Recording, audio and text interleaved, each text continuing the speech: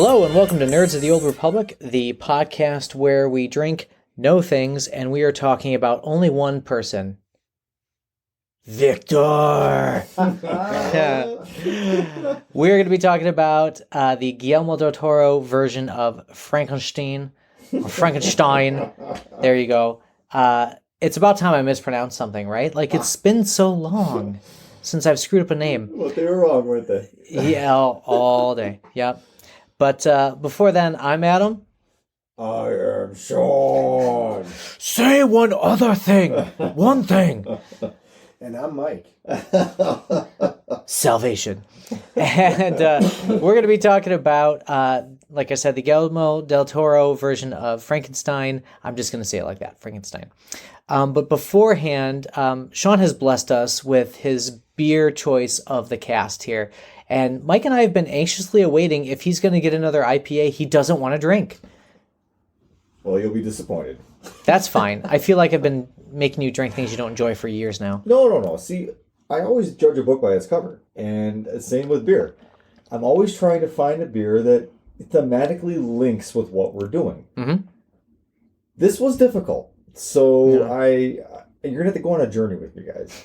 That's what I'm here for. I got to make this work. It's going to take a little bit of you suspending disbelief and coming along with me on this journey. I'm singing the Never-Ending Story theme song in my head as we speak. I was going to say, I'm not going to drown a unicorn in a swamp. That's a different movie. That was legend. All right. Anyways. Gents, we are going to drink a beer from Brickyard Brewing Company. Who we had before. Shout out to Brickyard Beer Company, and also purveyors of fine barbecue. Chef's kiss. We're drinking, and this is thematically linked to the time of year we're recording in. It's called Winter Ale, and it's Lovely. a Scotch ale. Ooh. So I know we've done Scotch ale before, but I feel like it was one of those neutral sort of like no one really hates it, no one really loves it. Maybe this one will be good. And so it's called Winter Ale. It's Scotch ale. It's a 16-ouncer, 7.5 ABV. And here are your notes from the manufacturer. Get my readers on. A traditional Scotch ale, brewed for the winter months, with notes of caramel and honey. Brewed and canned by Brickyard Brewing Company in Lewiston, New York. Store cold. And it has been. So I'll give you guys each one of these. All right. Do you want glasses, Thank you. by the way? I didn't bring them down. No, that's can is fine, fine. thanks. I apologize. I like the artwork. Thank you. It's It's an A-frame in the winter. Yeah, so I am personally a can drinker, which is why I always neglect to bring or drinking glass. I'm sorry, guys. I know some beer people are all about, like, it's the shape of the glass that really makes a difference. Are you sure you're okay with the can? Yeah. I do have Scotch ale does not matter. All right. Thank you. So I picked this after combing through our local consumers multiple times, trying to find a beer that would thematically match something. I thought, there's got to be a monster or a Frankenstein. Mad scientist. Beer. Right, mad scientist. Nothing. No. Nothing. So I kept going back to like, well, do I just get a Dragon's Milk because I love it? This isn't a I love fantasy Dragon's cast. Milk. We can't do it. There's got to be something. And I kept coming back to this can of this glowing A-frame in these like twilight woods in this can. And as I judged my beers by like the cans, I thought that's such a lovely image. It really reminds me of the cabin that the monster winds up in after he abandons Victor's laboratory and learns the ways of humanity from the kindly old man. So I thought, you know what? It's inviting like that rural peasant's cabin. That was a journey, and that was a great journey, because you know exactly the scene you're talking Thank about. you. So I did my best on that, guys. That was not as far a stretch as I thought it was going to be. To me, in my mind, I was thinking, like, is this really going to work? And apparently it did. Totally. Beautiful. All right, can we crack them? Yeah, let's do go. Ow. I got my MacBook wet. Okay. There we go. I have saved the MacBook. Woo-hoo. Scotch ale almost killed it. We can, worst case scenario, we can carry on if Adam gets electrocuted. That's the beauty of having three people. Right. It really is. The only problem Yeah. is, though, we're not recording anything. We're just... Yeah, you don't know if it's recording or not Yeah. unless I'm sitting here. That's my sole job. Sean might be smart enough to figure it out. I wouldn't be. No, but no. I, honestly, I don't need a recording for myself to just talk. I'll just talk. I'm good. I am clearly the Frederick of this cast, and Adam is the Victor, for sure. He's the one running this show. Well, that's bullshit, because I think we all know nothing would have happened in that castle if it wasn't for that man. Victor did nothing. But does that make Mike the monster?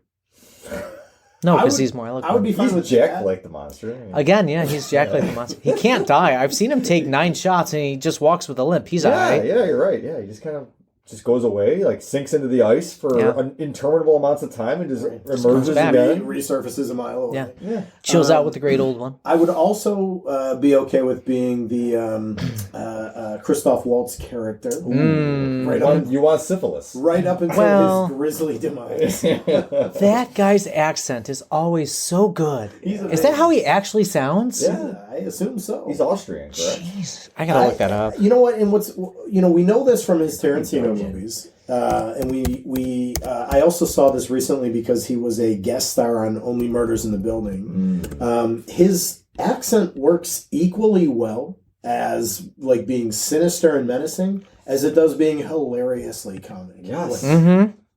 It's always Runs the just gamut. He perfect. pulls them both off in Yes, Django. he does. Yeah. And? He really does in Inglourious Bastards as well. You're right. You're right. It absolutely does.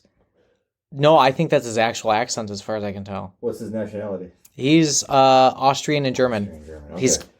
He sounds like that. He's got to sound like that. Also, 2 Academy Awards, 2 Golden Globes, 2 BAFTAs, 2 Screen Actor Guild Awards, 2 Critic Choice Movies, and 1 Emmy. Can we? Yeah. Yeah. That's for you, Christoph Waltz. You are a gem. We should have him on the cast. I feel like we've covered enough of his properties. We've brought him up enough. That's quite an honor to It be is. on our cast. I don't know. But with that lengthy resume Adam just went through, is that... You know what he's missing? Maybe if he wins a couple more. Give him a couple more awards. He needs a Grammy. He's got an EGOT. Yeah. So he can't be on the Nerds until he's an EGOT. If he does some German techno album or something and wins a Grammy, then we'll have him on. I want him... Spoken word album. Yeah, a spoken word poetry album. He's like reading Goethe or something. Or he's reading like recipes for brownies. Yeah. Und Kaya Aya. And then you mix in the chocolate. Yeah, perfect. I would take it. Sorry, Christoph Waltz, by the way. Now he's never coming on because I just made fun of him. No, so, there I think it he goes. has a sense of humor. He gets it.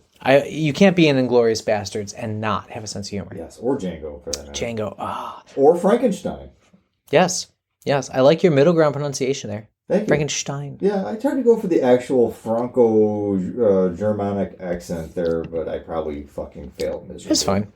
Our fans in Germany are turning us off completely. We actually do have a handful. We do. We get quite a few out of Appreciate y'all. Munich, especially. Mm-hmm. And we do get some in Switzerland and Austria as well. We have a large Germanic-speaking listenership. So thank you. Yeah. Dankeschön. Yeah, you are not unseen.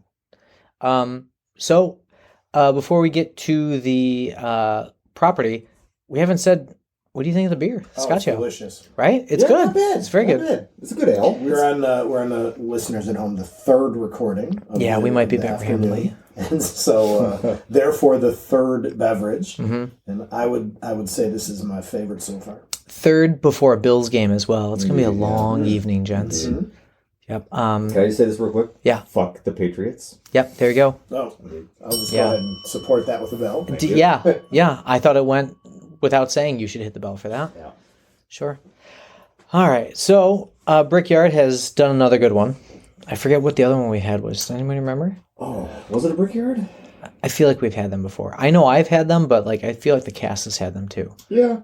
I mean, they're like one of those local breweries like Ellicottville, and there's a few that always sort of that come up when you're doing local beers. And Brickyard is like not one of the premier, but they're definitely in the discussion of local beer or breweries. And like I said, it's a hip restaurant. I enjoy going there. Their barbecue is amazing. You can get a shot of whiskey as a side when you order a platter of food, which is pretty sweet. That is pretty awesome. Yeah, and their beers they're very drinkable. I never really had a bad beer there, honestly. We prefer the word quaffable. Quaff. Yeah. Sorry. Yeah. You may quaff these beers with abandon. Yeah. The standards manual that I passed out last Christmas says quaffable is preferred. So you will have to speak to the editor and style manager. That's me. Speak to yourself in the corner. Sean's just going to cut out this entire bit. Yeah. We go from like, hello and goodbye. The whole cast is 2 minutes Sean's long. staring in the corner for the next 5 minutes. Mike and I will carry the conversation until he's done with his timeout. Oh, guys, come on. We're going to chain him to a mausoleum tomb while I set the place on fire. I'm going ahead of myself now. Make me stick my tongue to a pole outside. Oh, yeah, that's a different movie. Yeah. Well, we should probably get to Frankenstein. I'm not even going to try. So I have not read the book. Have you guys? Yes. I have Yes? more than once. Okay, so I'm the outlier I'm here. a once only. Once, more than once. Okay. All right. Like it? So Love it? this is Obviously. the first time tonight where my background with something exceeds your gentleman. It definitely All makes it's on brand for Mike and his like weird eclectic taste of Eldritch and Yeah. Victorian horror. It's right up there with Lovecraft, sure. Mary Shelley. I liked everything you said after weird. Eclectic, all the other stuff. Yes. No, I read it for the first time as an undergraduate for a class. And it was one of the few books I read as an undergraduate English major that I like genuinely liked. Not like from whatever, if I have to read it, it's fine. But like genuinely liked it. Really enjoyed it. And so I've read it at least once, possibly a couple of times since then. Not in a long time, though. Definitely not in the last 15 years or so. But I have read it numerous times, and it's not for everyone. You have to, go into it not expecting it to be what Hollywood has made Frankenstein out to be. Yeah. You have to expect it to be like very philosophical, psychological Victorian literature. But if you like that, it's excellent. I really enjoy it. It's it's probably the most successful what do you call dare attempt to write a scary story for your friends that's ever existed. Yeah. Like, when you think It was a dare to write? It was basically they came up with a challenge. Yeah. That was the legend is that they had to come up with scary stories to tell each other on holiday. Mary Shelley. Yeah. It was Percy Bysshe Shelley. And it was Lord Byron, right? Was that the other one? And they Bunch of no-names hanging around. Yeah, just these bunch of randos. Yeah. And Frankenstein was the story that she told. This is an apocryphal story and won the contest and then wrote it into a book and everything. But imagine that couple, though. Percy Bysshe Shelley, author of Prometheus Unbound and Ozymandias, and Mary Bysshe Shelley, author of Frankenstein. That's like too much brains for one relationship. I want to know what was the oral story she told them. First of all, I'm sure it started Where with did the she words, start? "It was a dark and stormy night." Once upon the heath of midnight dreary. Oh, dude. But I'm thinking, you write it that way. But in Victorian times, they must have been high as fuck. A lot of opium happening. Yes, they were probably engaging in all kinds of weird sexual shit. Lord Byron was there. Yes. Yeah. I'm thinking Three Third Sons wheel. Galore, and this story would probably terrified them in their opium-addled states. But then she had to write it into a proper Victorian novel, which is not easy to do when you consider the amount of vocabulary you had to employ in order to write a sentence. Mm-hmm. It's incredibly well written, and it's also it's an incredibly it's called. The full title is Frankenstein or A Modern Prometheus, right? Mm-hmm. It's incredibly dense in terms of the philosophy and the psychology and all that stuff. So, they knew how to party and they were smart as fuck. That's what I like about... Lost a lot since then. Right, yeah. This film... We still know how to party. Yeah. This is true. This film, though, the Kenneth Branagh version from the 90s... definitely tries to hew closely to the source material, where most Frankenstein movies do not. They take the concept of a mad scientist creating a creature and bringing him to life with lightning and then kind of go in their own direction. This one hews very closely to the source material. Agreed. I was actually taken aback in a positive way by the whole, even the intro, where they're, crossing the Arctic Circle and they're stuck in the ice. And the monster comes up. I'm like, what? Did I miss 40 minutes of him being created? Where, Like, I did not just take a gummy. What happened here? So, like, it was startling, but I appreciated the whole conceit of how the story is told. Like, Victor is escaping his own creation, which is a much different story than pitchforks and fire right away from the beginning. And the monster in the long-time Hollywood version, the version that so many people have in their head, the monster is this, like, illiterate, ill-spoken caveman type of, like... Single syllable. Fire bad, right? Yeah. Like, was that SNL, right? Like, fire bad. Is that Phil Hartman? Hartman, yeah. But in reality, in the book, like, the monster is actually incredibly articulate and very deep thinking. And that's the version of the monster that you eventually get in this film as well. Have you guys, either one of you, seen the Robert De Niro kind of brought up Frankenstein? No. I've seen it parodied. Frank Caliendo is the comedian who does like all the impressions, and I'll never forget him doing. He's like, "Can you imagine Robert De Niro of Goodfellas fame as Frankenstein?" And he does this spot on impression where he's like, "Hey, look at me! I got these fucking bolts in my neck." You're Nailed it. Yeah, at least two. At least two. But I've not actually seen the De Niro. I have seen it. I'm just Googling as we speak. It's honestly De Niro is the creature. Yeah. He does a good job too. It Jesus is a weird Christ, like 94. Yeah. That was in the era when Coppola did Dracula as well. So it was like that high Victorian. Which is a good movie, by the way. Yes. Helena Bonham Carter was in it too. Yeah, she played Elizabeth.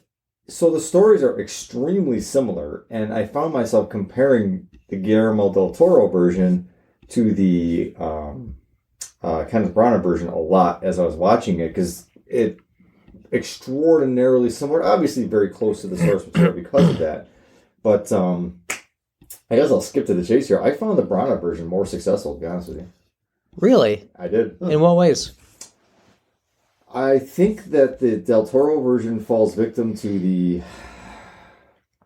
as I talked about in a previous cast with Tron and other things, the modernization of storytelling, and everything has to be slick and fast, and there's no room for character or development, really, except for like cursory throwaway things like, the flashbacks when Victor was a child.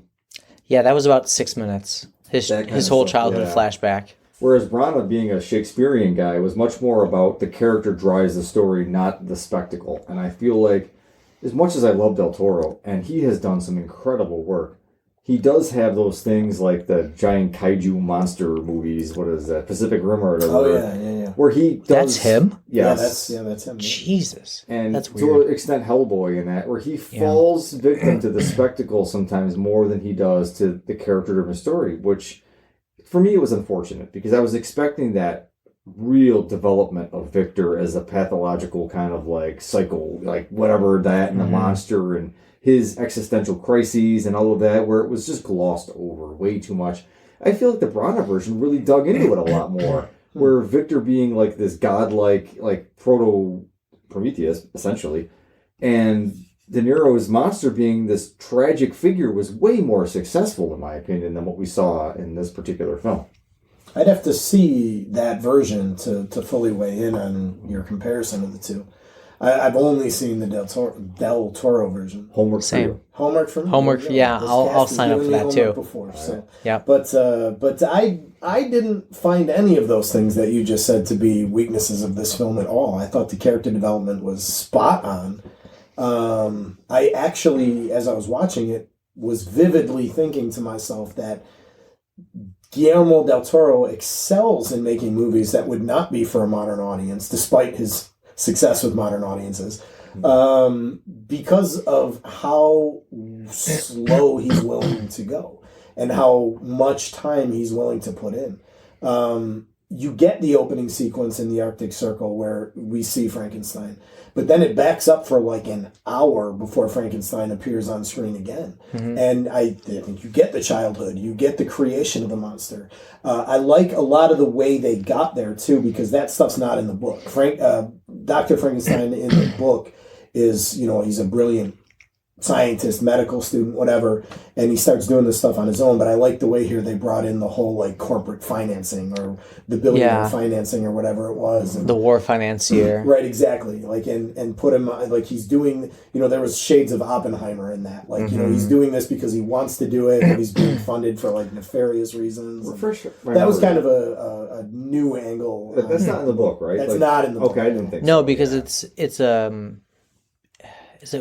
I mean, they're alluding. It's not World War One. That's way too late. Franco-Prussian. The Franco-Prussian War. Okay, yeah, because he's like, my funds are unlimited, but my patience is not. Right. Yeah, and that was really interesting. Which turns out to be double-edged because his time is literally running out because of his illness as well. But, I don't know. And then the way in which he's actually a very sympathetic, not completely sympathetic character, because he's clearly a person who's very driven by his own ambitions and all that. But he's mostly a sympathetic character until he creates his creation, at which point that was a hard switch. Right. It's like somebody who has a baby too soon. And now it's like, this thing has become an inconvenience in my life and a burden on my own ambition. And then the theme switches. And I found all of that extremely compelling. I think part of it is the monster didn't live up to his expectations. He expected the monster to be Shakespeare the moment it was alive. Right. And because it wasn't intellectually sound to Victor, like that was a failure. When he realized that his work wasn't done, there was more work to be done. Yeah. The responsibility of the creator to the creation. Yeah. And that's where, I found that heavy-handed, honestly. The metaphor of the absentee father, essentially, or the father who has no patience to let his child grow or whatever. And it's like, Oscar Isaac does the best he can with it. I don't hate Oscar Isaac as an actor. I think he's a good actor. I love him in Ex Machina. He's fantastic. Yeah. I will not mention the Star Wars. Another good cast we've talked about, Ex Machina. I just feel like, again, Kenneth Branagh plays Victor Frankenstein, and of course, because he has his own delusions of grandeur. And his Shakespearean take on the tragic figure of Frankenstein, I felt was a little more earned. Like his romance with Elizabeth and everything, I felt like it was rushed in this. Like the uncle, the made-up uncle, Christoph Waltz, throws them together. I gave you my niece, and it's like, really? Like none of it felt weird, particularly earned. It felt almost like, no, this is a plot convenience, and I could never think that once I realized, like, no, they're doing that for the plot to like set him up as a rival with Frederick and all this kind of like, and none of it was really ever satisfactorily resolved, even after Christoph Waltz's like weird ending and the creature and how there's this bizarre relationship with Elizabeth, which again, that wasn't really earned either. Like, oh, she likes butterflies and bugs. Oh, she loves the creature. Like that, all of that felt like they expected the audience to do too much lifting. Now, this is weird for me because I like when a creator expects the audience to do some of the intellectual lifting. I love that. But I don't like it when it's like unearned. It has to be something that is artfully designed, not something that is like, well, just, you'll go with it, whatever. Get to this part over here. Don't worry about this so much. Worry about this. I do agree with this point. The whole thing, like Elizabeth, that's her name, right? Elizabeth. Yeah. She finds him in the basement, and she's like immediately enthralled. Yeah. And, like that part, I was watching that, and I was like, okay, suspension of disbelief. Right. This is where the story's supposed to go, But that, I agree with that part. That part felt weirdly rushed in a movie that was otherwise, I felt, very slowly paced in a good way. I mean that as a compliment. I felt that part was like, that was like, what character wanders into the basement of a dilapidated castle, pretty much, sees this thing and is like overcome with these like amorous affections for it. And that part did feel a little strange. Well, Del Toro was fantastic at atmosphere. The dark fairy tale. Yes. Yeah. He's like and the scale too. Burton in that respect. Like very much like Tim Burton, where he can create a feeling in his movies so well. Right. Like that hydro tower, whatever that was supposed to be, which weirdly is away from any kind of village or anything where it would actually make sense to have it. Yeah, it's just on a cliff edge by itself. Yeah. Anyway. Overthinking. Dark fairy tale. Yes. His atmosphere, the brooding sense of things is extremely well executed. That's his bread and butter. Yes. I feel like, though, Burton is more successful when he does that as a vehicle for his characters, whereas I feel like this film was more of it's the atmosphere more than anything, and the characters are secondary to it. I did really love the like montage of building the tower. Yeah. I mean, like I said, I haven't read the book, and I actually haven't seen any Frankenstein movies. There's really? So, yeah. Oh, wow. So, like, this was my first one. I was like, oh, You've never yeah, seen we're Young really... Frankenstein? No. No, Never seen Young Now Frankenstein. we I know have to do it that for the this is the one where we find out Adam is Oh, Scaps. I feel like we've talked about it so many times. We but have. we've never quite. I've alluded, like, I know some of the like the things everyone always jokes about or alludes to, but Well, it's part of the I've never zeitgeist, seen it. right? Yeah, Like, it's the zeitgeist. You'd have to have it in Norwich von Stucker. Yeah, what sure. the interesting thing, though, is, like, in the book, she never really gets into detail about the location, where it happens. course. It's a laboratory. That's about it. She never really talks about the creature beyond raw materials that he had to take from the graveyard, which I will give Del Toro credit for essentially envisioning pretty much what that might be, where you're taking pieces of different corpses and you're creating, like, for scale, they have to be big pieces to make something easy to do. Yeah. Whereas that talks about it in the film. Brana's version was a very different sort of, like, almost like he grew it in a vat kind of a thing. And I'm going to out myself here, but I've read the Dean Koontz Frankenstein stories because for whatever reason, my mom had one of the books, and when she got taken ill, we started reading them together. So I'm not a Dean Koontz fan. It's okay. Let that be known, No cast shade. people.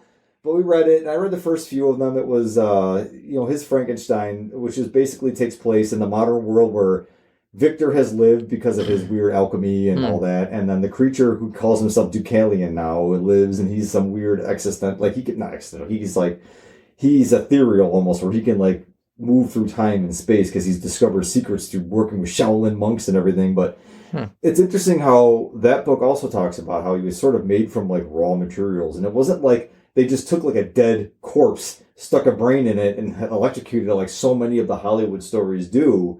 It's more of like he took pieces of it. And I like how Del Toro kind of gets into that. Like, I am the sum of so many parts. I have all these memories of different men and those kinds of things. And it's like, well, that's interesting. There is science that shows that memory might not just be in the brain. It might be in parts of our bodies and things. And he might have echoes of ghost memories from all these different people that he is and stuff like that, which is kind of neat.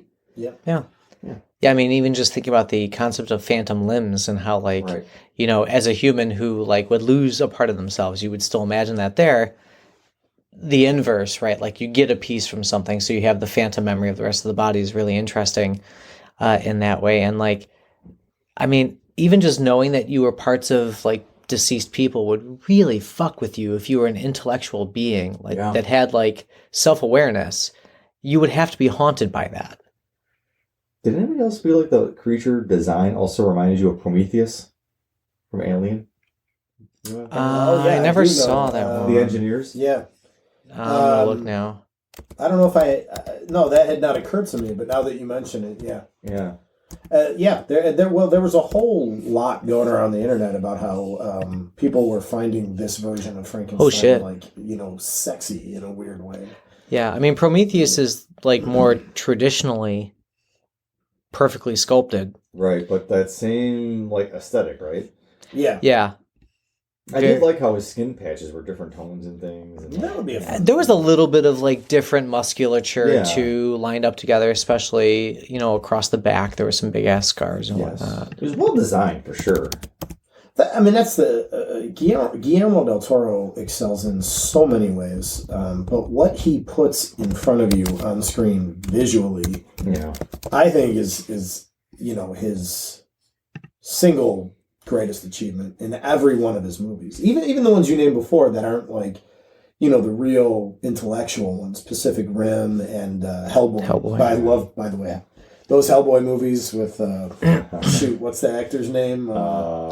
It's on the tip of my brain. No, not Gary. He plays Clay Morrow in the motorcycle TV show. His name I'm also forgetting. It's I'll get Sons to of it. Anarchy. Yeah, I can't think of the guy's name. I am almost there. He's fucking awesome. His voice is great, and those movies were a lot of fun. But they're not Ron super intellectual or literary movies. But even those movies, it's Ron like, Perlman. Ron Perlman. That's right. Yeah. Even those movies are just visually so impressive. Oh yeah. And what I started realizing as I was watching Frankenstein was I had to pause it at several points because I'm a father of young children. Mm-hmm. And so I cannot watch a movie straight through. I'm always interrupted. And what I It gets better. realized is every time that I hit pause because I was being interrupted, I was like, what is on screen right now is just a beautiful picture all by itself. Yeah. Just one of those was, I think it was shortly after he had created the monster. It had just come to life. And he had trapped it in the basement. And he's in another part of the tower. He's on this like staircase and he's sitting on it. And he's hand in his knee, yes, hand in his he's like head in his hands. And like you see the whole gothic backdrop of that staircase, stunning, and everything. Marble staircase. That's one of the points I paused it at. I'm like, you could pause this movie at almost any point, and just it's just a beautiful gothic picture. Yeah, it's incredible. Or even the shot of the tower that has that like central system that he aims the lightning down, and that's where Christopher Waltz's character like falls and like clunks in a brutal way. He picks up his head and you get that gross like melon noise. The noise was just so bad. Oh, and half his head is gone. But that shot is gorgeous. Well, it was syphilis ale to begin with. Right. For sure. Which is, it's funny to me because it's like, that's like a 3-shot series and you're fine, bro. Like, thank you, science. You're okay. I love that was not like a throwaway thing either. He basically was like, you're infected. All of you I can't take any of you, and that would ruin the whole thing. It's like, wow. The thing I promised you in return for all of this, I refuse to do because of what you are. Well, he didn't tell him. He didn't disclose that he had syphilis. Yeah. Not until he saw him taking mercury shots behind the mirror. It is beautiful. Visually, you're right. And the cinematography and everything is excellent. He really, and again, Del Toro is like a steampunk kind of aesthetic guy. Like everything he does, he's got that Victorian, that kind of feel to it. It's just all very mechanical, very like, interesting to look at. Mm-hmm. But I felt like, again, the characters just, I couldn't, and I know these characters because I've watched so many and I've read so much of this stuff. I couldn't invest in them deeply enough because I feel like there was too much sellout for the look versus the substance of it. Mm.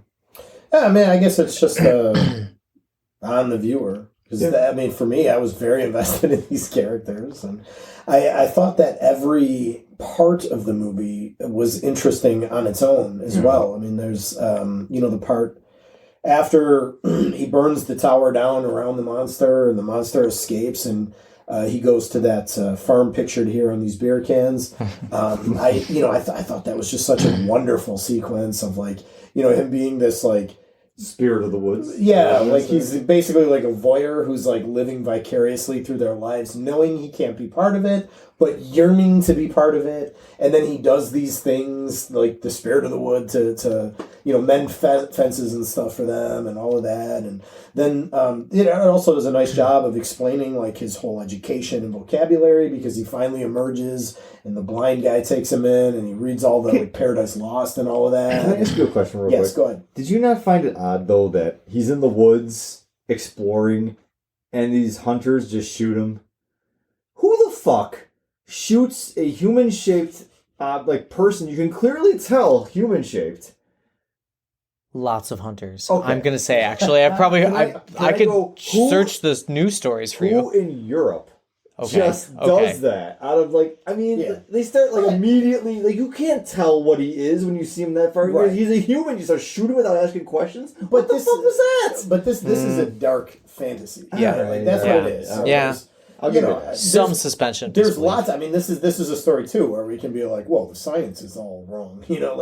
But nothing about the lymphatics gives you infinite power if you just hold a charged battery cell above your heart. At a certain point, it's really about the atmosphere and the philosophy, and less about the realism. There is a point where he pushes the boat out of the ice by himself, and I'm sitting there thinking, okay, I get he's a little larger than most humans and everything, but that doesn't explain how he has this incredible Superman strength. Well, physics doesn't work that way. That boat weighs so many tons, and he weighs 300 pounds at max. At max, maybe 350. Yeah. So, mass times acceleration, right? How fast was his hand moving when he went to push it? That was it. Yeah, and he can exert gravitational forces on the ice.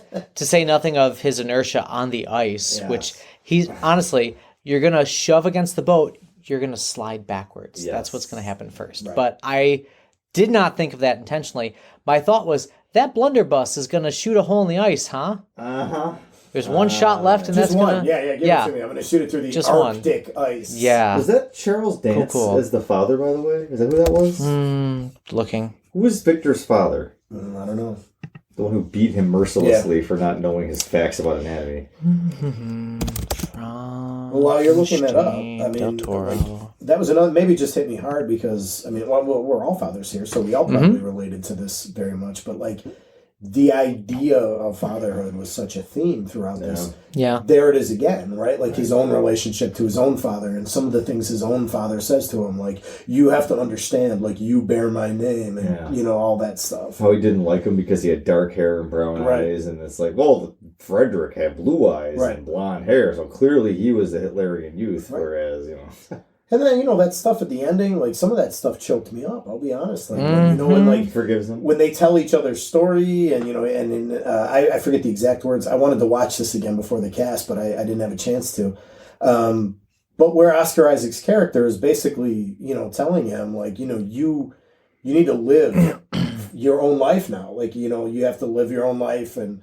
I know I screwed your life up so far, but, like, you now you're in charge of your life and all that stuff, and...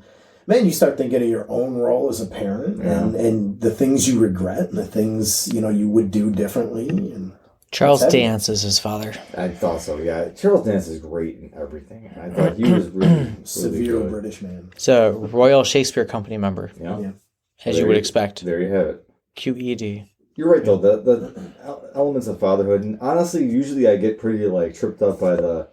Oh boy, here we go. Here's the big moral payoff. Oh, we forgive each other for all the death and destruction and all the other people who have died along the way. Don't care about them, people. It's only about these two main characters. We wrapped up our own affairs. Right.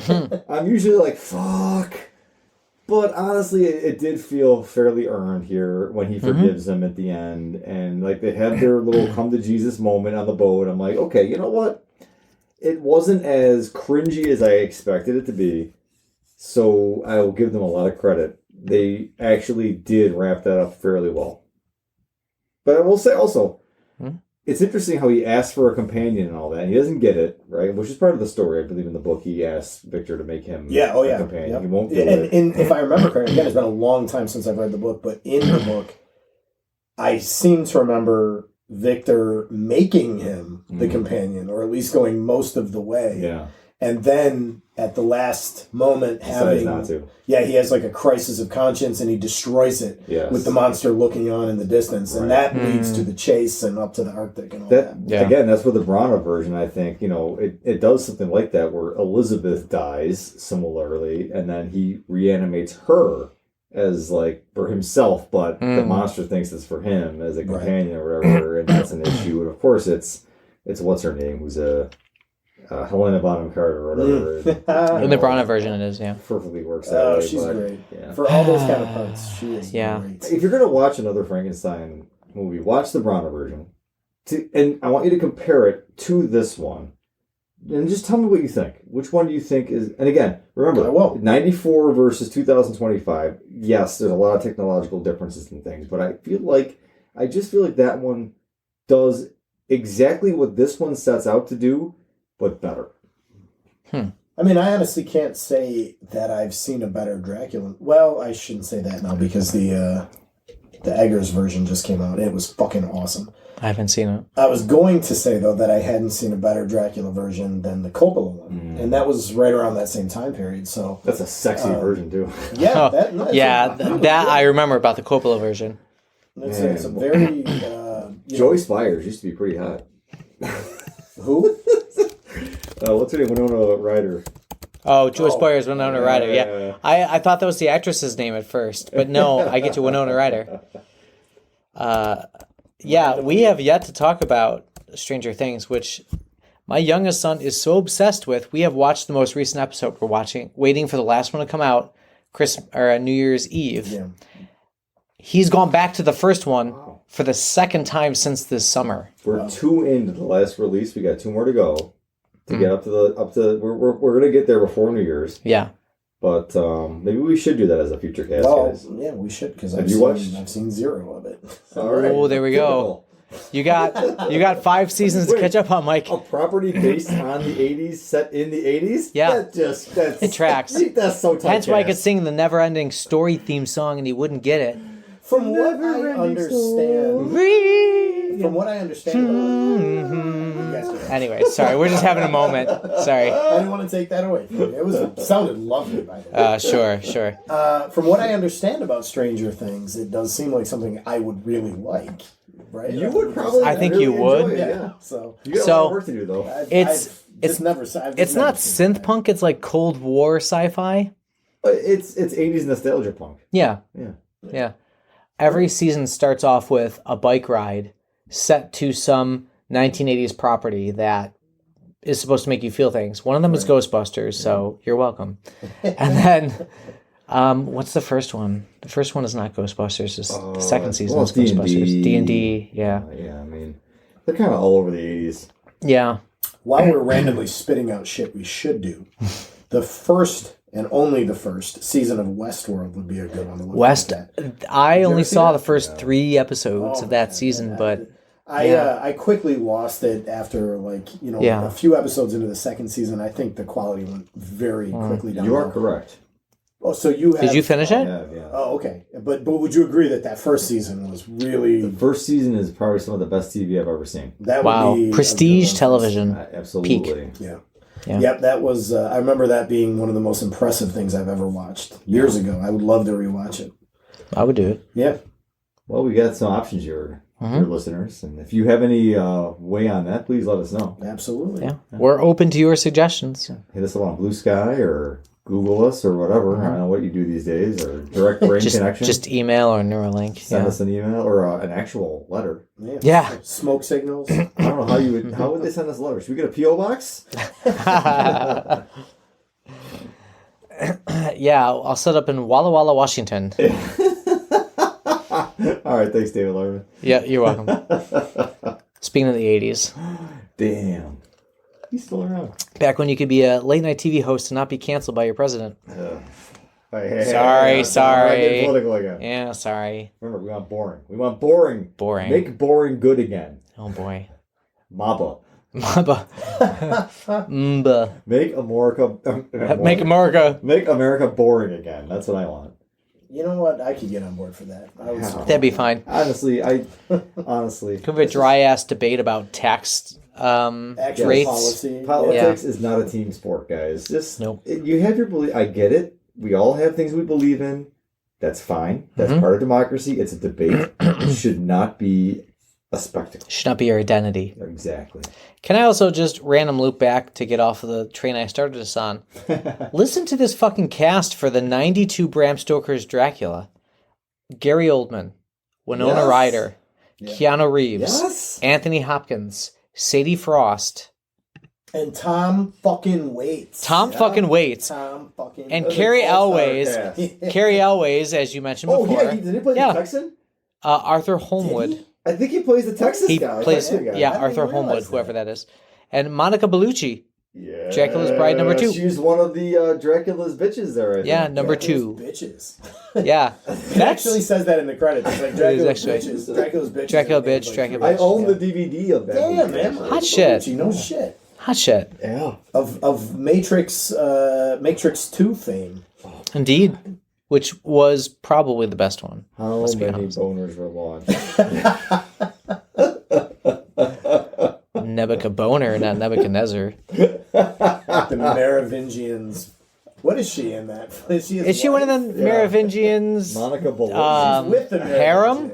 right? Yeah. I'm going to get a 2-game suspension for saying that. Code Monica you are. Bellucci. Yeah, you are going to get a 2-gamer. The commish is coming down on Thursday. No. Sorry, man. Not as hot as, what was her name in, I think you and I have had this conversation a couple of times. Selma Hayek. Not Selma Hayek. I know you're a huge Selma Hayek fan, but I feel like future wife. There was a much more beautiful woman from the 80s, 90s, and I can't think of her name. Then Selma Hayek? Yes. You've lost me already. Not Phoebe Cates. Too early in the 80s. The 80s is a black hole. Remember, we've had this conversation. I'm looking it up. 2 months ago or 2 hours ago, depending on what you're talking about. Maybe we start doing recommendations. Yeah, let's go ahead. I'll say, fuck yes. For me, Guillermo del Toro is one of my favorite directors. I thought that Pan's Labyrinth was his masterpiece and a movie he would never exceed. It's too early to say that Frankenstein has exceeded it. But even in the same breath, though. But I'm willing to consider it, having only seen it once. Go ahead. Jennifer Connelly. She does not exceed Salma Hayek, but she is fucking smoking. Jennifer Connelly is superior to Salma Hayek. I disagree strongly. You know what? I've seen her in too many Garnier Fructis Especially ads. if we track it over time, because they both aged well. But Salma Hayek is not aged at all. There are some movies from the 80s where you will fall in love with her immediately. I don't disagree with that at all. That's like talking about, Gretzky or Lemieux. They're both fucking great. This is true. Well, I'm a hell yes on the Guillermo del Toro Frankenstein, for sure. It's the only one I've seen, so I have no basis of comparison. But I will say... Really? You haven't seen any other of his films? No, the only Frankenstein I've seen. Oh, the only Frankenstein? Yeah, the only Frankenstein. I got you. Okay. Yeah. No, I saw Pan's Labyrinth and Hellboy. And there might be another one in there. But, No, I didn't see Pacific Rim, actually. Even though I love giant robots beating the fuck out of each other. Damn, dude. Yeah. You need to watch. You saw some kaiju. Yeah, I do like kaiju. Nightmare Alley was... Buffalo. I did see Nightmare Alley, actually. That's right. That's the other one I was thinking of. Yeah. No, definitely worth your time. It's not a, mass appeal movie, I don't think. I think, like Mike was saying, it's a little slow for many people, even though it's not as slow as Sean would like it. Yeah. Just tease me, Daddy. Tease me, Guillermo. I want to be edged. Edgelord Guillermo del Toro. Yeah. He wanted this Frankenstein to be episode 1. Yeah. But I honestly did like the through line of, the parenting being, the work, and, he didn't want to put in the work, but also, his dad really fucked him up. Yeah. That was really interesting to me. But having not read the book or seen anything else, I have nothing to compare it to except for I thought it was good. I'll give you if you have Netflix, sure, why not? Waste it's free. Hours of your life. Wait, waste? Yeah, that's right. Couple hours of your life? I will say, if you want a better version of Mary Shelley's Frankenstein, I would watch the Kenneth Branagh De Niro version, or if you want the ultimate version of Frankenstein, watch Young Frankenstein, which I have also yet to do, which is probably the greatest comedy ever made. Put the candle back. Today's audiences probably wouldn't get it, but if you're of our age and in your 40s, you'll love it. If you haven't seen it yet, I agree. But I think this movie's fine. It has a lot of good to it. But to me, I feel like it's almost a retread of something that's already been done. So watch the original. Watch Kenneth Branagh. Can you do a Frankenstein, though, and not be a retread? I mean, it's been a couple hundred years. No, you can't. Honestly, you can't make an original movie based on something that has already been tried so many times. I don't think anyone has ever really captured Mary Shelley's vision of it, though. Honestly, I feel like the book stands alone. If you really want the definitive, read the book. You'll do yourself a disservice if you don't, if you're a fan of this genre.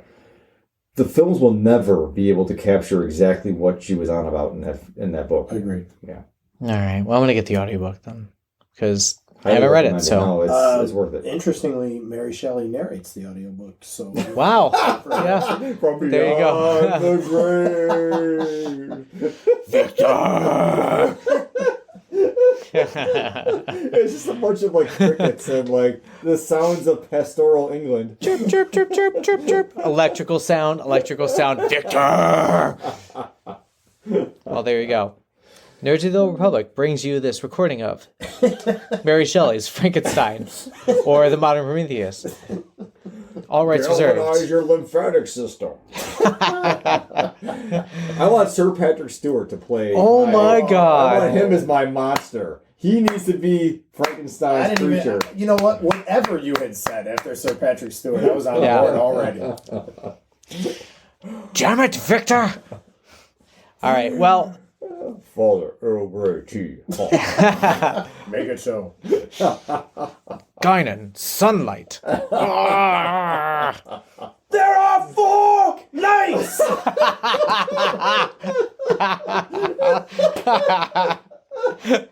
Yes! Yes! Oh my god! Oh. Yes, make it happen! Please, Sir Patrick Stewart, hear our plea. It's a Christmas wish. We're all on our knees begging right up frame. We're praying to Q. Oh, God. Well, how does it go with Star Trek cast? They should all be Star Trek. They honestly, that's fine. Bring them all back That's around. fine. Oh, shit. Oh, God. Oh, yeah. And he's really, you know what? Actually, the modern Prometheus is really the Borg. 7 of 9. Yeah. Damn. Right? That got deep. Yeah. Damn. Yeah. You think about that, dear audience, while I figure out an outro to this because we don't know what we're doing next. We threw out a lot of good suggestions. Yeah, lots of great stuff. Holy shit, we have a lot of things to I pick think from. we got, after this episode airs, there'll be probably about 3 more, and then that's it for the season, kids. So, Yeah. you know, get your nerds in now. If you haven't watched any, or watch. If you haven't listened to any of our previous casts, go back and enjoy, because they're all just as good as this one. I will say you can watch them on YouTube if you like staring at waveforms. That's true. That's true. Maybe someday we can get our Cthulhu AI versions of us. Yeah, get 'em Maybe. animated. Yeah. Maybe. Depends on how much water and electricity we want to burn. True. So, well, until we figure out what we're doing next, audience, thanks for hanging around. We really appreciate it. And yeah, picture yourself just watching Patrick Stewart being the monster. All right, until next time, stay nerdy, audience. Cheers. Cheers. Cheers.